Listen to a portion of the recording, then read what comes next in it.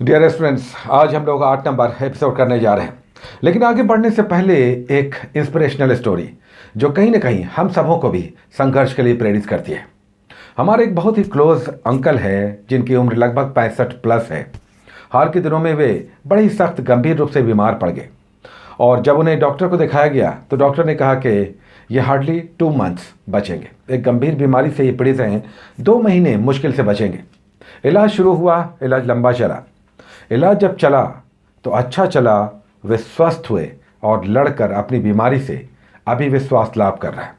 डॉक्टरों ने कहा कि इनके बचने की संभावना बहुत कम थी, लेकिन इनके किलर इंस्टिंक्ट ने, जीने की इच्छा ने, संघर्ष की क्षमता ने हमें भी हिम्मत दिया और जो हम लोगों ने इलाज चलाया उसमें इनकी बड़ी महत्वपूर्ण भूमिका है।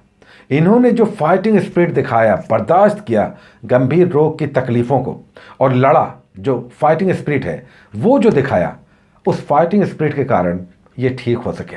पिछले दिनों आपने देखा होगा कि किस तरह से युवराज सिंह या मनीषा कोइराला या फिर हाल के दिनों में संजय दत्त गंभीर बीमारियों से लड़कर स्वस्थ होकर सामान्य जीवन जी रहे हैं।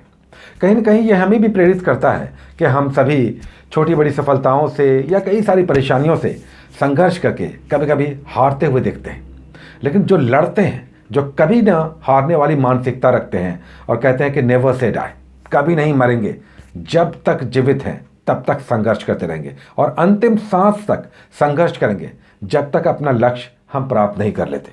ये किलर इंस्टिंक्ट हमें दूर तक ले जाता है और अक्सर हमारे लक्ष्य को भी प्राप्त करने में हमारी सहायता करता है। चलिए, हम लोग 2 टॉपिक्स कर रहे हैं डेली। 2 टॉपिक्स मतलब 2 युद्ध कर रहे हैं जिसने भारतीय इतिहास को गहरे रूप से प्रभावित किया। इसमें से आज सिकंदर का भारत पर आक्रमण है। सिकंदर ने 326 ईस्वी पूर्व में यानी 326 BC में भारत पर आक्रमण किया था। सिकंदर ग्रीस यूनान का शासक था। उसने पूरे मध्य एशिया को जीतते हुए भारतीय क्षेत्र में प्रवेश किया 326 ईस्वी पूर्व में।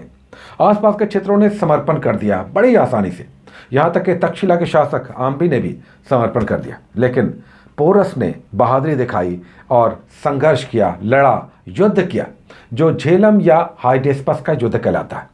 ग्रीक शब्द में झेलम को हाइडेस्पस कहते हैं। 326 ईस्वी पूर्व में झेलम का युद्ध हुआ, हाइडेस्पस का युद्ध हुआ सिकंदर और पोरस के बीच। पोरस का राज्य झेलम और चिनाब के बीच स्थित था। इन दोनों के बीच युद्ध हुआ और कहा जाता है कि पोरस की इसमें पराजय हुई। हालांकि सिकंदर पोरस की बहादुरी से इतना प्रभावित हुआ कि उसने उसके सारे विजित प्रदेश लौटा दिए। सिकंदर अपने विजित प्रदेशों को अपने उत्तराधिकारियों के हवाले कर वापस चला गया। इसमें से एक था सेल्यूकस निकेटर, जिसके साथ चंद्रगुप्त मौर्य का युद्ध हुआ 305 ईस्वी पूर्व में। 305 BC में सेल्यूकस निकेटर, जो सिकंदर का उत्तराधिकारी था, उसका चंद्रगुप्त मौर्य से युद्ध हुआ। इस युद्ध में सेल्यूकस निकेटर की पराजय हुई। हालांकि बाद में संधियां हो गई, समझौते हो गए और सेल्यूकस निकेटर ने अपनी पुत्री हेलेना का विवाह चंद्रगुप्त मौर्य के साथ किया। साथ ही अपना एक प्रतिनिधि भेजा चंद्रगुप्त मौर्य के दरबार में, जिसने इंडिका की रचना की, जो मौर्य काल का समृद्ध इतिहास प्रस्तुत करता है। तो 2 प्रमुख युद्ध हुए, एक सिकंदर का पोरस के साथ हाइडेस्पस का युद्ध 326 BC में और दूसरा सेल्यूकस निकेटर का चंद्रगुप्त मौर्य के साथ युद्ध 305 BC में। 2 प्रमुख युद्ध। चलिए आज के टॉपिक्स पे आते हैं। टॉपिक्स हम लोगों का आज 8 नंबर है, जिसमें हम लोग आज एंशिएंट हिस्ट्री से स्टार्ट लेंगे, जो कि आज हम लोग एंशिएंट करेंगे, मॉडर्न नहीं करेंगे। एंशिएंट में हम लोग इंडस के बाद नेक्स्ट आता है वैदिक काल। 1000 साल का इतिहास है। ऋग्वैदिक और उत्तर वैदिक काल 500 साल का इतिहास है, 1500 BC से लेकर 600 ईस्वी पूर्व के बीच। उसके बाद मगध साम्राज्य आपको दिखाई देता है। 1000 साल में अगर 2 पार्ट में बांट कर पढ़ेंगे तो समझ में आएगा, जो लुसेंट में नहीं है। जिनके पास क्राउन है या फिर NCERT सार से आप पढ़ें, ऋग्वैदिक और उत्तर वैदिक को बांटकर। इसमें चारों वेद, इन वेदों में क्या वर्णित है, इनमें मंत्रों की संख्या कितनी है, कितने भाग में विभाजित है, इनके मंत्रों को जाप करने वाले पुरोहित क्या कहलाते थे, कोई होता है, कोई उद्गाता है, कोई अध्वर्यु है, कोई ब्रह्मा है, ये सब डिटेल्स आप करेंगे। उसके बाद सबके ब्राह्मण, अरण्य ग्रंथ भी और उपवेद भी करना है। ये सारा यहाँ पे दिखाई देगा।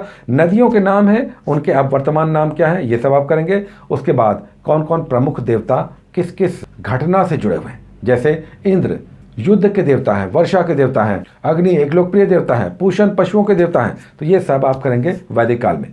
उसके बाद मेडिवल हिस्ट्री में आज हम लोग सैयद और लोधी वंश कर रहे हैं। दिल्ली सल्तनत समाप्त हो जाएगा आज। सबसे पहले हम लोगों ने किया गुलाम वंश, उसके बाद खिलजी, उसके बाद तुगलक और फिर सैयद और लोधी, 5 वंश। आज हम लोग सैयद और लोधी वंश कर रहे हैं। सैयद वंश उतना इंपॉर्टेंट नहीं है।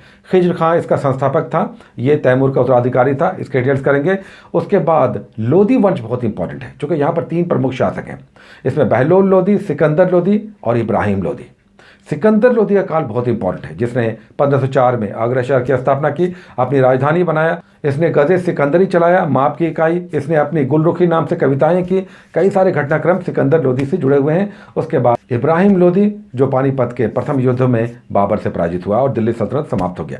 तो करेंगे सैयद और लोधी वंश। उसके बाद इंडियन ज्योग्राफी में आज हम लोग कर रहे हैं भारत की नदियाँ। आज वर्ल्ड ज्योग्राफी नहीं, इंडियन ज्योग्राफी है। भारत की नदियाँ, अब सारे जो हिमालयी क्षेत्र की नदियाँ हैं और दक्षिण की या दक्कन की नदियाँ हैं, ये आप करना है। पठारी और पहाड़ी क्षेत्रों से निकलने वाली दक्षिण की नदियाँ जो सदावाहिनी नहीं है, ये वर्षा आधारित हैं, जबकि उत्तर भारत की नदियाँ हिमालय से निकलती हैं, सदावाहिनी है। इनकी डिटेल्स करना है, कहाँ से निकलती हैं, कहाँ गिरती है, कौन डेल्टा बनाती है, कौन एस्चुअरी बनाती है, किनकी सहायक नदी कौन सी है, ये सब डिटेल्स करेंगे भारत की नदियों में। उसके बाद मूल अधिकार करना है या मौलिक अधिकार, फंडामेंटल राइट, यानी भाग 3 और आर्टिकल 12 से लेकर 35। अब इसमें समानता, स्वतंत्रता, शोषण के विरुद्ध अधिकार, धार्मिक स्वतंत्रता, शिक्षा का और फिर संवैधानिक उपचारों का अधिकार, आर्टिकल 32, जिसे डॉक्टर अंबेडकर ने भारतीय संविधान की आत्मा कहा, आर्टिकल 32 को। इसमें 5 रिट जारी करते हैं सुप्रीम कोर्ट, हाई कोर्ट्स, इसे समझना है। बंदी प्रत्यक्षीकरण, प्रतिषेध, परमादेश, सर्टियोरेरी और फिर कुओ वारंटो, ये 5 रिट्स होते हैं। यानी मूल अधिकारों के उल्लंघन पर सुप्रीम कोर्ट या राज्य का हाई कोर्ट किस तरह से आदेश या रिट जारी करता है, वो 5 प्रकार के हैं, उसे आप पढ़ेंगे। साथ ही आर्टिकल 15, 16, आर्टिकल 19, आर्टिकल 21, आर्टिकल 23, 24 शोषण के विरुद्ध और फिर 25 धार्मिक स्वतंत्रता का अधिकार, 29, 30 बहुत इंपॉर्टेंट है और 32 शानदार है। उसको केमिस्ट्री में आज हम लोग कर रहे हैं आवर्त सारणी यानी पीरियोडिक टेबल।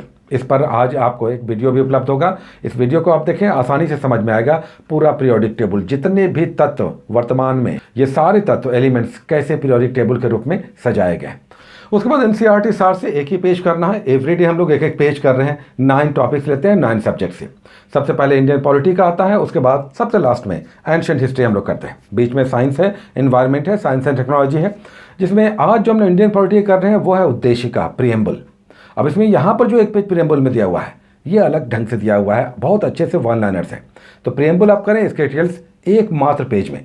बीच में सारे टॉपिक्स आपको करना है और लास्ट में एंशिएंट हिस्ट्री का एक टॉपिक आज जो हम लोग कर रहे हैं वो आज भी हम लोग कर रहे हैं वैदिक काल। आज पार्ट 2 कर रहे हैं। वैदिक काल का ही दूसरा पेज हम लोग कर रहे हैं, जो यहाँ पर पार्ट 2 लिखा हुआ आपको दिखाई देता है। यानी एक पेज कर चुके हैं, आज हम लोग दूसरा पेज करेंगे। तो वैदिक काल करना है, हम लोग लूसेंट में भी वैदिक काल ले चुके हैं, यहाँ पर भी आप करें, अलग ढंग से आपको दिखाई देगा 1 लाइनर्स यहाँ पे। तो एनसीईआरटी सार के कुछ महत्वपूर्ण पेजेस, 9 पेजेस आपको करने हैं। उसके बाद करंट अफेयर्स में स्पीडी से हम लोग लेते हैं। सबसे पहले हम लोग 2 पेजेस लेते हैं, यहाँ पर कुछ ऐप्स एंड पोर्टल्स हैं। उसके बाद ब्रांड एम्बेसडर हैं, जैसे डाबर इंडिया के अक्षय कुमार हैं या बिहार खादी के पंकज त्रिपाठी हैं। तो ये सब आपको यहाँ पे दिखाई देगा, ऐप्स एंड पोर्टल के साथ ब्रांड एम्बेसडर। और फिर डेट वाइज हम लोग करते हैं, तो जून मंथ समाप्त हो जाएगा यहाँ पर 16 जून से लेकर 30 जून डेट वाइज करंट अफेयर्स करना है स्पीडी से। उधर प्लेटफॉर्म में भी हम लोग इसी तरह से 2-2 पेजेस लेते हैं शुरुआत के और डेट वाइज करते हैं।